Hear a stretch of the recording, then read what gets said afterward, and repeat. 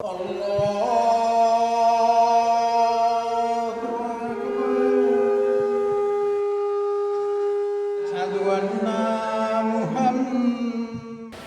সুর কিংবা মন্দিরের শঙ্খধ্বনি অথবা গির্জার ঘণ্টা সবই ইবাদত। আর তার খেদমতে উপাসনালয়ে কাটিয়ে দেয়া মানুষের গল্প এতদিন ছিল ত্যাগের বিপরীতে শুধুই তিতিক্ষার।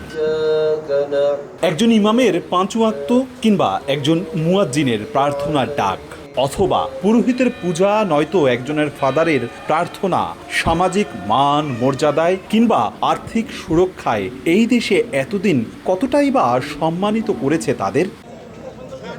তবে আজ দৃশ্যপট বদলেছে।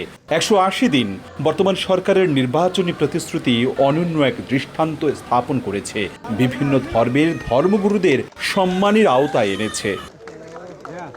আমরা ওয়াইফাই ছাড়াই ধূপধাপ আপলোড করি, কারণ আমাদের কাছে বেশি জিবি আছে। বেশি জিবি জিতবেন মাই জিপি অ্যাপে। বহুদিন পর খানিক সুখ তাদের ঘরে, আর দীর্ঘশ্বাসহীন মুখে স্বস্তির নিঃশ্বাস। একজন সরকার প্রধানের ঘোষণা দিয়েছে যোগ্য সম্মাননা। সরকারি ভাতা দেওয়ার জন্য আমরা অনেক উপকারিতা।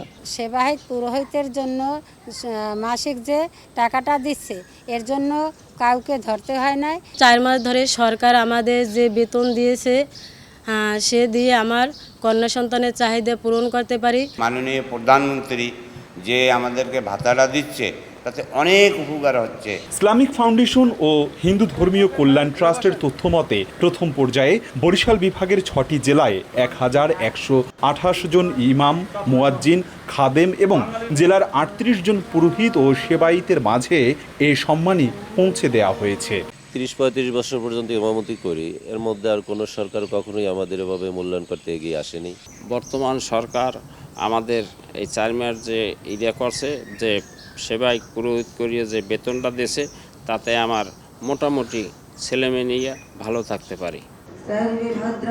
সরকারের এই কল্যাণকামী উদ্যোগ বাস্তবায়নে একযোগে কাজ করছে কয়েকটি তদারকি সংস্থা।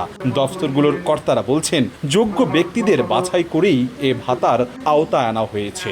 সরকারি খাত থেকে বা সরকারের তরফ থেকে একটা আর্থিক সুবিধা প্রাপ্তি, এটা তাদের জন্য একটা সম্মানজনক বিষয়। সরকার আমাদের প্রতি যে সুদৃষ্টি দিয়েছেন, ভালো দৃষ্টি দিয়েছেন, আমরা এই জন্য ইমামরা খুব সন্তুষ্ট। আমরা পরিদর্শন করে তাদের সাথে কথা বলেও দেখেছি যে এই সরকারের এই অনুদান পেয়ে তারা উৎসাহিত।